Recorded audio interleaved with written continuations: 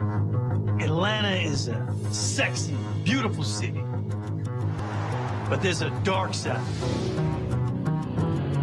We work hundreds of murders. Homicide is like mental chess, and I'm just waiting for that mistake. How many calls did you make to check on your wife? When you tear away all the fibers and the fingerprints, at the end of the day, all you have is a story.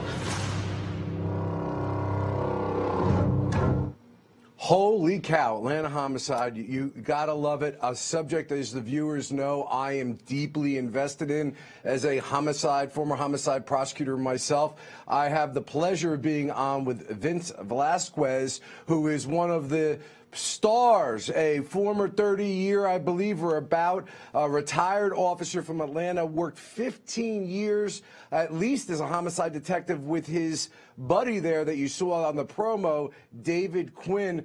Vince, you're living the dream, brother. I love Homicide. I love talking about Homicide. I'm really happy and envious for you. Tell us, man, how did you get involved in all this? You know, this thing kind of found us.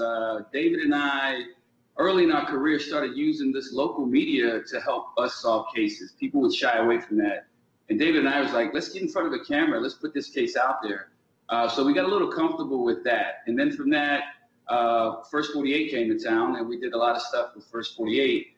And so we learned, you know, how to use the media to help us solve cases, made some friends in that business. Our good friends who were producers had a great idea of trying to put a show together. So Sizzle Reel was born, and then from that, we shopped it around, and TVONE was gracious enough to offer us the platform that we were looking for. And hence, ATL Homicide was born from that. Yeah, Vince, but that's amazing. I know what you're saying. I did all the press conferences for 6 years as the county prosecutor, and Homicides was pretty much when, you know, they'd be converging on you, if you will, either when there was a homicide or after you tried the case and you solved it.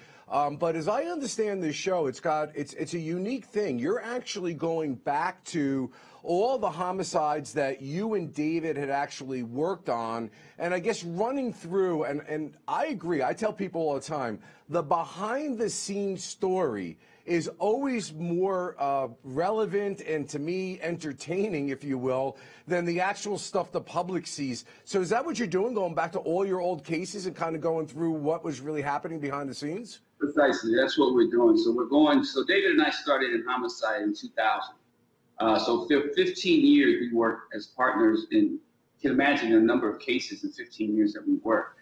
So we'll go back, and each episode is a case, and we're going to take you from when we get the call to driving to the scene, and what you'll see is recreation flashbacks.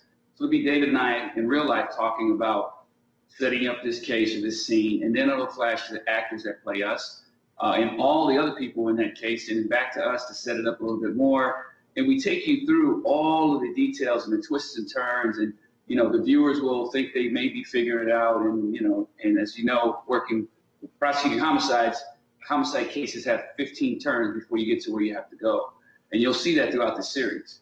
Yeah, hey, Vince, I love what you just said there, because I am often a critic in a lot of the media cases that I analyze around the country, and I'm curious if this is your experience about these twists and turns where you've seen this. I've been on the scenes myself and seen them. Somebody goes there and they automatically say suicide or medical event or accident, and the crime scene tape comes down, people start smoking the cigarettes, and homicides don't get solved, or they're mischaracterized. Did you experience a lot of that in your career? Yeah, we've had cases where, and you may see that in this series or next season, without giving too much away, but we've had cases where, you know, what's apparent is really not apparent, where we start to go down the road. And as a prosecutor, you know this better than anybody, you know, we have to follow the facts and dig deeper. It's not just scratching the surface. We don't scratch, we dig as deep as we can go.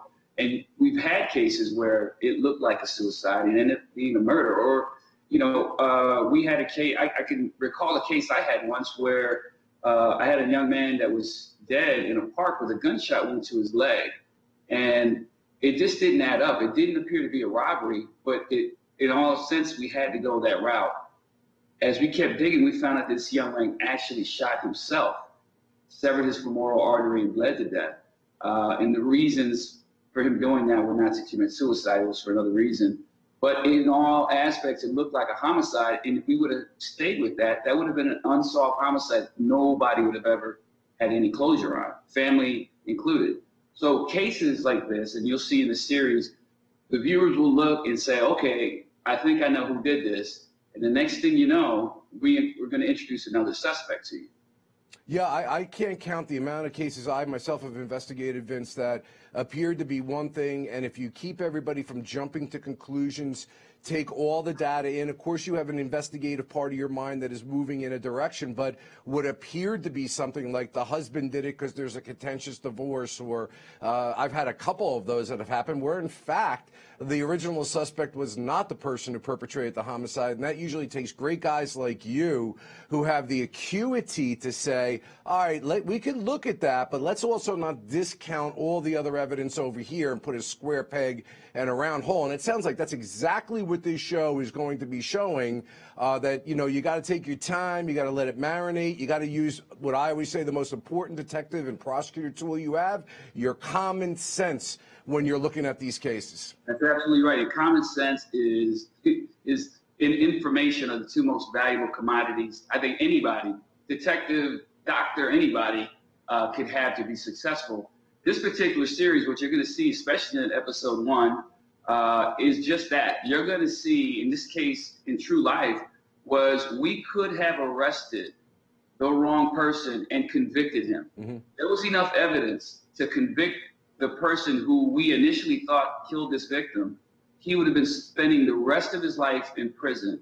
But as we kept digging and digging and digging, we found that he was not the one responsible. But there was so much evidence, so much circumstantial evidence. And as you know, that's powerful in court. We could have convicted him. But as we kept on, and you'll see this in episode 1, we finally found the real killer. And the evidence against the real killer was overwhelming. But that just goes to show you that, you know, mistakes are made, suicides are glossed over, you know, where it may be a murder, or vice versa, where it's, you know, you think it's a murder, but it really is a suicide. So in any case, and you'll see the 12 episodes in this series, each of these cases, you're going to see the difficulties that not just David and I have, and any homicide detective has every day, in bringing families closure.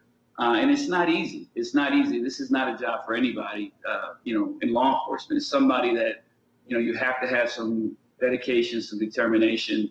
And God bless, I'm retired. God bless the rest of those guys and gals out there today that are still doing it, because it's not easy work. You know, Vince, I going back to my experience, I was an assistant prosecutor at criminal defense, and I became the head county prosecutor. And during the time I did criminal defense work, by the time I became the county prosecutor, technology changed amazingly. I was trying murder cases without DNA, without all the sophisticated science. But what shocked me, Vince, when I came back with all of that great technology, was that it seemed to me that it actually sometimes did not actually assist the case, because the detectives started relying so much on that. They seem to have lost their common sense in evaluating cases. Your career spanned over probably the same amount of time mine did. What are your thoughts on that? You hit the nail on the head. And that's something David Quinn, my partner, and I talk about all the time. Cell phone technology especially. And what we found is detectives are relying so much on forensic and computer and cyber information that they have forgotten, you know, and my partner puts it eloquently, we have to go talk to the humans, to quote David Quinn. And that's old school detective work, old school prosecution work to present it to a jury.